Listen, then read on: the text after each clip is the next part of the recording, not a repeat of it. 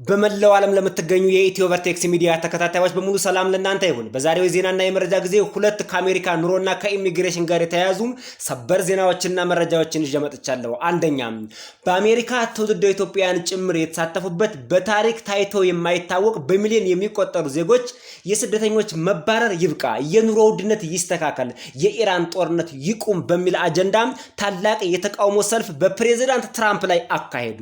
ሰልፉ ለስደተኞች ብስራት፣ ተስፋ፣ እረፍት፣ መረጋጋትን ያመጣ ሲሆን ለፕሬዝዳንት ትራምፕ ደግሞ መርዶ፣ ሽንፈት፣ ውርደትና ክስረት ነው ተብሏል። ዝርዝሩን ይዘነዋል። በኦሪጂናል ቪዲዮም ይቀርብላችኋል።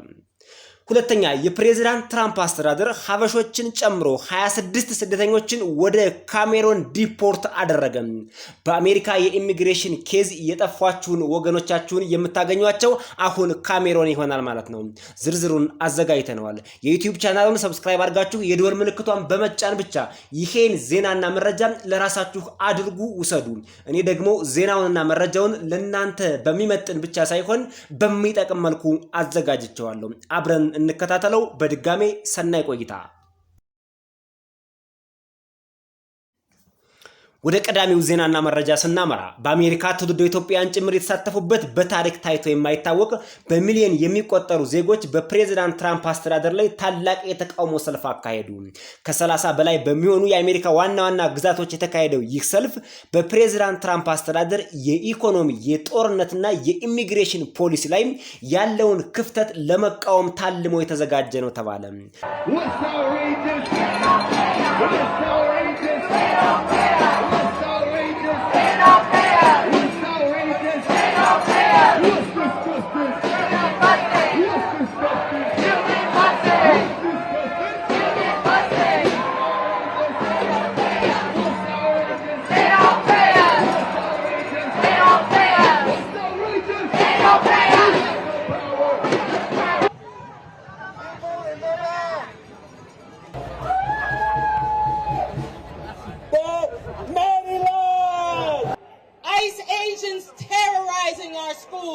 And our children's parents being detained and disappeared, working families having to choose between putting food on their table or medicine. May Day 2026, the $70 billion immigration standoff. Millions of protesters across 30-plus U.S. cities took to the streets this May Day to denounce the Trump administration's $70 billion budget for mass deportations and border enforcement. The demonstrations, marked by economic boycotts and sanctuary city defiance, represent a massive pushback against federal immigration policy. The demand. Protesters demanded that the $70 billion be redirected from deportation surges to education, healthcare, and AI labor protections. The conflict, while the White House labels the budget non-negotiable for national security, activists call it a war on workers. Core slogans: Books not walls. Fund our communities, not ICE. No work, no shopping, no school. በአሜሪካ ሀገር የምትኖሩ ስደተኛ ትውልደ ኢትዮጵያውያን በሙሉ እንኳን ደስ ያላችሁ። ብቻችሁን አይደላችሁም። በመላው የአሜሪካ ግዛቶች በአምሳዎቹም ማለት ይቻላል ከተወሰኑት በቀር ማለት ነው ሁሉም ከናንተ ጎን ቆሞላችኋል። በሰልፉ ላይ የተሰሙ ዋና ዋና መፈክሮች ሰልፈኞቹ የተለያዩ መልእክቶችን ያዘሉ መፈክሮችን ያነገቡ ሲሆን ጥቂቶቹን እንደሚከተለው እናቀርብላችሁ። አንደኛ፣ የ70 ቢሊዮን ዶላር በጀት ውዝግብ ነው። የዘንድሮ ተቃውሞ ዋና መንስኤ የፌደራል መንግስቱ ለኢሚግሬሽን ማስፈጸሚያና ለጅምላ ዲፖርቴሽን ወይም ማስ ዲፖርቴሽን ወይም ስደተኞችን በጅምላ ለማባረር የመደበው 70 ቢሊዮን ዶላር በጀት አንዱና ትልቁ መንስኤ ነበር። ሰልፈኞቹ ይህ ግዙፍ የገንዘብ መጠን ወደ ማህበራዊ አገልግሎቶች ማለትም ወደ ትራንስፖርት፣ ወደ ትምህርት፣ ወደ ጤና እንዲሁም የሰራተኞችን ደህንነት ያተኮረ ፕሮጀክቶችና ስራ ላይ እንዲውል ልዩ ጥሪ አቅርበዋል። ይህ ታሪካዊ ሰላማዊ ሰልፍ ነው። ምክንያቱም የፕሬዝዳንት ትራምፕ አስተዳደርን የሞገተ ብቻ ሳይሆን አንገት ያስደፋና ያሳፈረ ነው ተብሏል። ለስደተኞች ደግሞ ሰላምን፣ እረፍትን፣ መረጋጋትንና ተስፋን ያመጣ ነው ተብሏል። ሰልፈኞቹ ይዘዋቸው የወጡትን መፈክሮች ቃል በቃል በቀጥታም ከሰልፉ ላይ ተገኝተን የወሰድናቸውን ፒክቸሮችና ቃላቶች አውጥተናቸዋል። አብረን እናንብባቸው። አንደኛ ቡክስ ኖት ወልስ ሄልዝኬር ኖት ዲፖርቴሽን ይላል። የበርካታ አሜሪካውያንን ቀልብ የሳበውና በበርካታ አሜሪካውያን ዘንድ ፖስት ሆኖ የተመለከትነው መፈክር ቡክስ ኖት ወልስ ሄልዝኬር ኖት ዲፖርቴሽን የሚል ነው። ቀጥተኛ ትርጉሙ ከግንብ አጥር ይልቅ መጽሐፍ፣ ከዲፖርቴሽን ይልቅ ጤና የሚል ትርጉም ይኖረዋል። ይህ መፈክር የፕሬዝዳንት ትራምፕ አስተዳደር ለስደተኞች ወይም ስደተኞችን ለማባረር የመደበውን በጀት እና አጠቃላይ የፕሬዝዳንት ትራምፕ አስተዳደር በስደተኞች ላይ ያለውን የጥላቻ ፖሊሲ ለመቃወም የተዘጋጀ ነው። ቡክስ ኖት ወልስ ማለት አሜሪካ ስደተኞች ወደ አሜሪካ እንዳይገቡ እያለች ዙሪያዋን ደንበሯን ከማጠር ይልቅ መጽሐፍቶችን ገዝታ ትምህርት ቤቶችን ታስፋፋ፣ ትምህርትን ታስፋፋ ማለት ነው። ሁለተኛው ደግሞ ሄልዝኬር ኖት ዲፖርቴሽን። በርካታ የአሜሪካ ተቋማት፣ የአሜሪካ ግለሰቦች፣ የአሜሪካ ማህበረሰብ የጤና አገልግሎት እንዲስፋፋ ይፈልጋሉ። ሆስፒታሎች እንዲሁም የጤና ማዕከላት እንዲስፋፉ ይፈልጋል። ከዲፖርቴሽን ይልቅ የፕሬዝዳንት ትራምፕ አስተዳደር ለምን ከሱ ላይ አይሰራም ወይም ለምን እነዚህ መሰረተ ልማቶች ላይ አይሰራም ሲሉ ነው አሜሪካውያን ከዳር ዳር ወጥተው ይህን ታላቅ ሰላማዊ ሰልፍ ያደረጉት። This year and last year, Americans in the United States realized that we needed to come together with power, with one voice, with action, because we understand what's happening right now as we are in the throes of authoritarianism here in America. So that is what we are doing on this May Day, and we will do every May Day to make sure that workers ሌላው መፈክር ይዘውት የወጡት የበጀት ቅድሚያ ጉዳይ ነው። ከላይ ጠቅሰነዋል። ሶስተኛው በበርካታ አሜሪካውያን ልብ ውስጥ የቀረው መፈክር ደግሞ ኖ ወርክ ኖ ሾፕ ኖ ስኩል። አሜሪካ በከፍተኛ የኑሮ ውድነት እየተሰቃየችና እየተመታች ስለሆነ ስራ የለም፣ ወደ ሱቆችም አንሄድም፣ ወደ ትምህርት ቤትም አንሄድም። የፕሬዝዳንት ትራምፕ አስተዳደር ችግራችን ካልፈታልን በቀር የሥራ ማቆም አድማ እናደርጋለን ማለታቸው ነው ባጭሩ። አራተኛውና አሁንም በርካታ አሜሪካውያንን በሙሉ ከዳርዳር ያነቃነቀው መፈክር ፒፕል ኦቨር ፕሮፊትስ ሬጉሌት ኤአይ ይላል። ይህ ከጊዜውና ከዘመኑ ጋር አብሮ የመጣ በተለይ የበርካታ ስደተኞችን ስራ እየቀማና እየተሻማ ያለ ጉዳይ ነው። ሰው ሰራሽ አስተውሎት ኤአይ ሰራተኛውን አይተካብን የቴክኖሎጂ ስጋትን በተመለከተ ያቀረቡት መፈክር ነው። በአሜሪካም በብዙ ሺህ የሚቆጠሩ ሰራተኞች ከስራ እንዲባረሩ፣ እንዲፈናቀሉ፣ ስራ አጥ እንዲሆኑ ትልቅ ምክንያት ሆኗል አርቲፊሻል ኢንተለጀንስ ኤአይ ወይም የሰው ሰራሽ አስተውሎት የሚባል ሰይጣናዊ አሰራር። ይሄን ነው የተቃወሙት። ይሄ አሜሪካውያኖች በተቃውሞ ሰልፋቸው ያነገቡት ታላቁ መፈክር ነው። በጣም በሚገርም ሁኔታ ራሳቸው አሜሪካውያን ኤአይን አልተቀበሉትም፣ ቴክኖሎጂውን አልፈለጉትም፣ ከስራ እያፈናቀላቸው ነው። ይህ በተለይ ለስደተኞች ከሌላ ሀገር መጥተው አሜሪካ ለሚገቡ የፕሬዝዳንት ትራምፕ አስተዳደር በስልጣን ዘመኑ መግቢያ ላይ የተናገረው ለአሜሪካውያኖች ኤአይን ሮቦትን አስፋፋለሁ፣ ከውጭ ሀገር የሚመጡ ሰራተኞች አያስፈልጓቸውም፣ ልጆቻቸውን እንዲሁም በእድሜ የገፉ አዛውንቶችን የሚንከባከቡ የቤት ውስጥ ስራዎችን የሚሰሩ ሮቦቲክሶችና ኤአይዎችን አስፋፋለሁ ብሎ ነበር።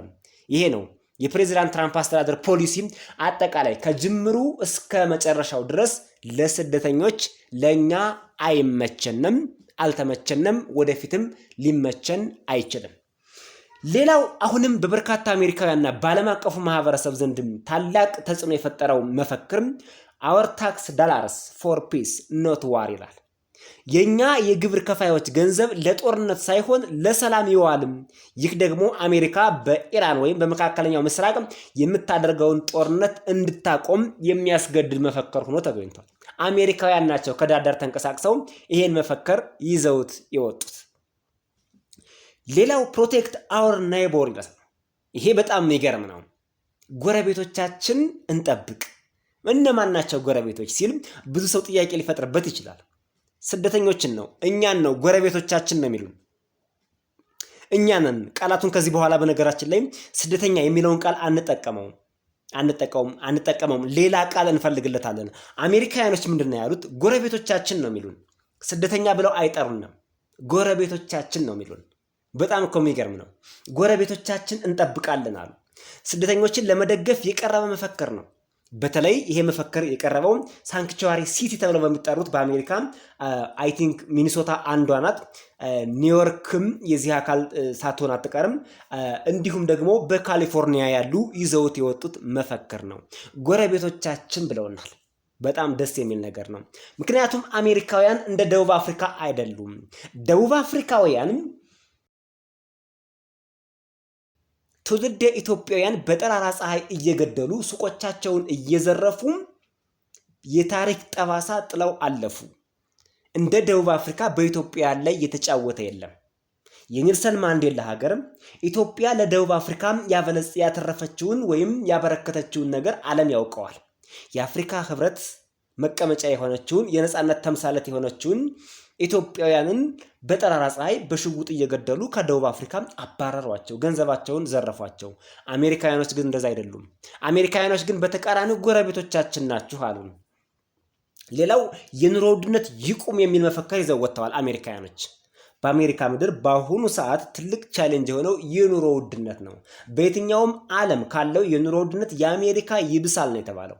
ምክንያቱም የአሜሪካ መገበያያ ገንዘብ ዶላር ስለሆነ የአሜሪካ ኑሮ ውድነት ወደ ሌሎች ሀገሮች ብትወስዱት በጭራሽ የሚመጣጠን አይደለም። አንድ ሰው አሜሪካ ለመኖር የሚያወጣው ኤክስፐንስ እና ሌላ ሀገር ለምሳሌ ጃፓን፣ አውስትራሊያ፣ አውሮፓ ሀገር፣ ኢትዮጵያ መቼም የታወቀ ነው።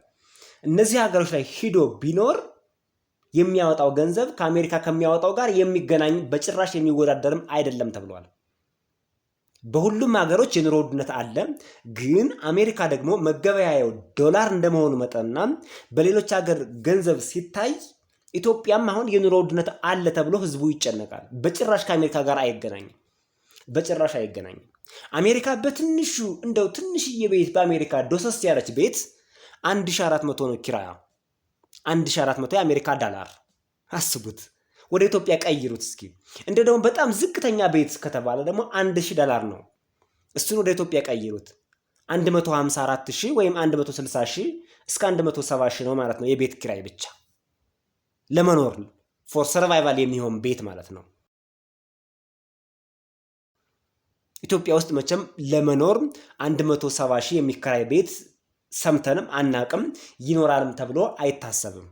ኳሊቲ የሆነ ቤት አዲስ አበባ ውስጥ መርጠህ 40,000 30,000 እስከ 50,000 መከራየት ትችላለህ ማለት ነው። ስለዚህ አሜሪካ ለመኖር ኢትዮጵያ የምትኖረውን ኑሮ አሜሪካ እኖራለሁ ብለህ ብታስብ 3 እጥፍ 4 እጥፍ ጭማሪ ይጠብቃል።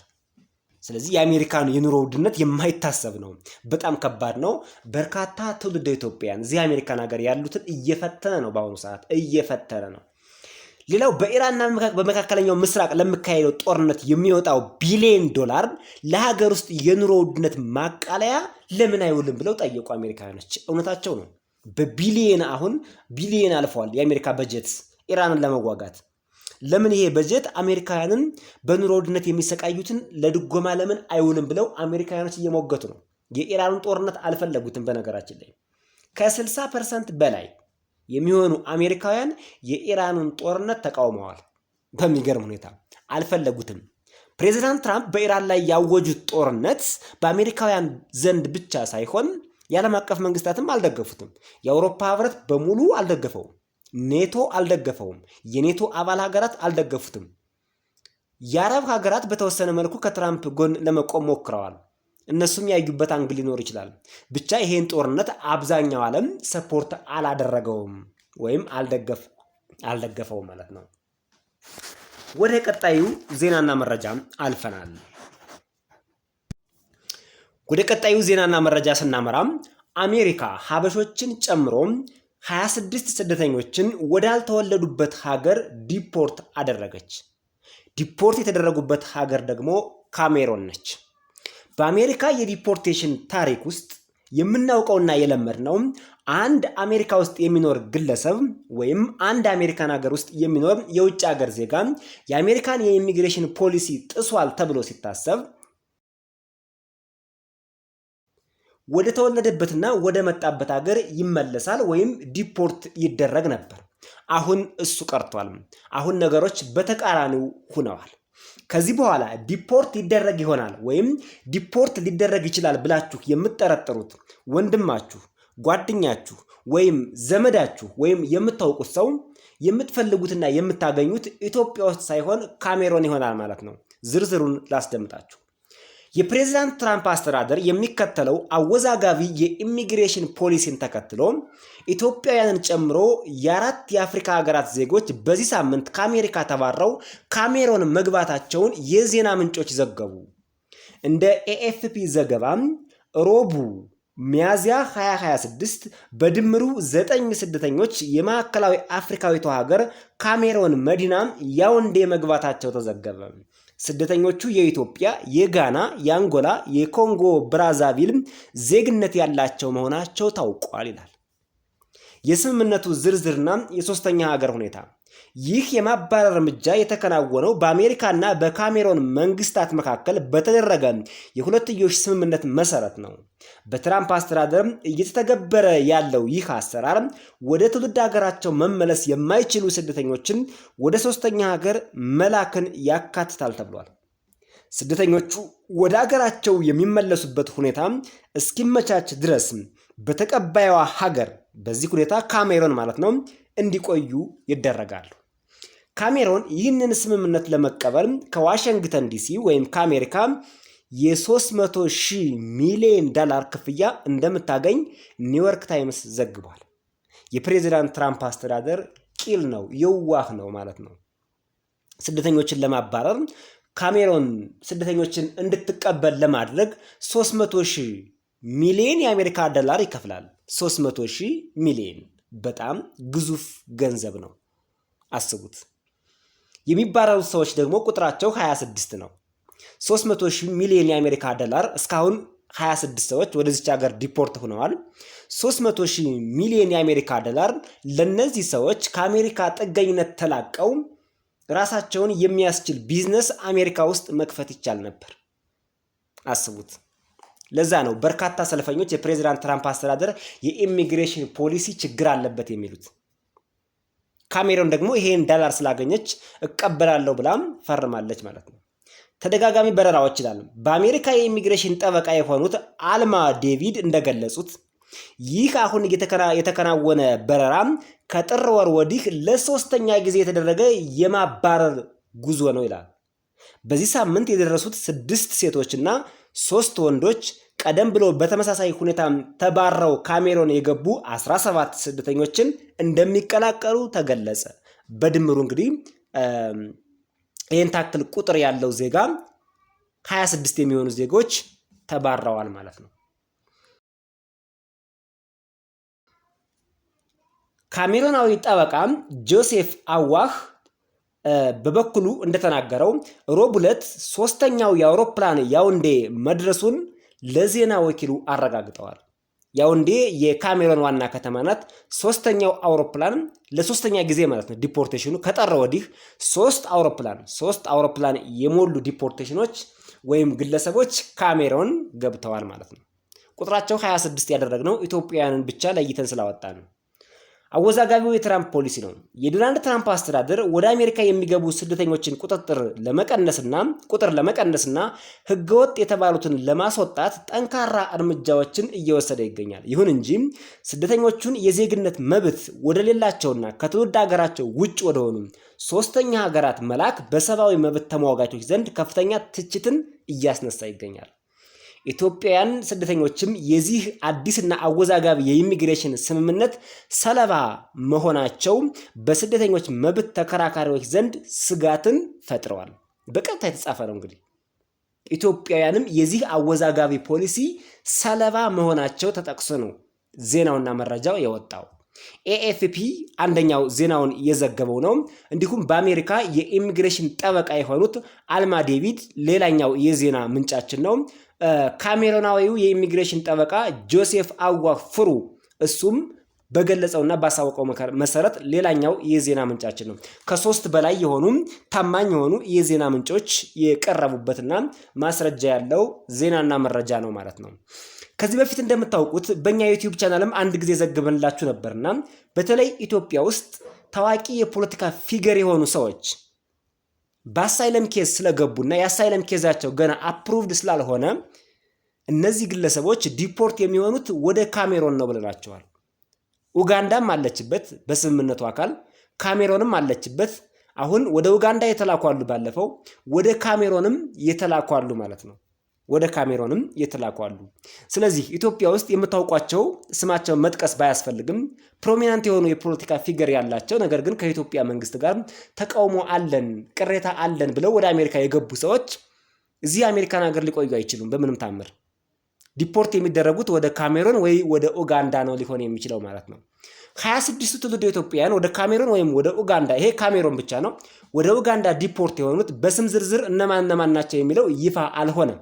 ለሴኩሪቲ ለደህንነታቸው ለሚስጥራዊ ተብሎ ሊሆን ይችላል። ግን በድምሩ እነዚህ ግለሰቦች ዲፖርት ተደርገዋል ማለት ነው። እንግዲህ የተከበራችሁ አድማጭ ተመልካቾቻችን ለዛሬ ከኢሚግሬሽን ከአሜሪካ ኑሮ ጋር የተያያዘው ዜናና መረጃ በዚህ ተጠናቋል። በነገራችን ላይ መግቢያችን ላይ ታላቅ ሰላማዊ ሰልፍ ብለን ያቀረብነው ዜናና መረጃ ሰላማዊ ሰልፉ የተከናወነው ሜይ 1 ፍራይዴይ 2026 ነው። ከአንድ ቀን በፊት ማለት ነው የተከናወነ ነው። ዛሬ እሁድ ነው። ዛሬ የተከናወነ አይደለም። ከአንድ ቀን በፊት ሜይ 1 ፍራይዴይ 2026 የሰራተኞች ቀን ላይ ዓለም አቀፍ የሰራተኞች ቀን ሲከበር ትውልደ አሜሪካውያን እንዲሁም የሌሎች ሀገር ዜጎች ባንድ ላይ ሆነው የፕሬዚዳንት ትራምፕ አስተዳደርን ቁጭ ብድግ ያደረጉበት ታሪካዊ ሰላማዊ ሰልፍ ስለነበር እሱን ነበር ያቀረብንላችሁ።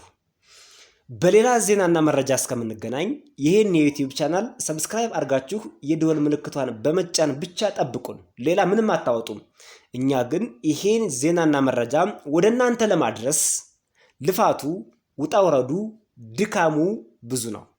ኤዲተር አለን፣ ቪዲዮ ኤዲተር ቀጥረናል።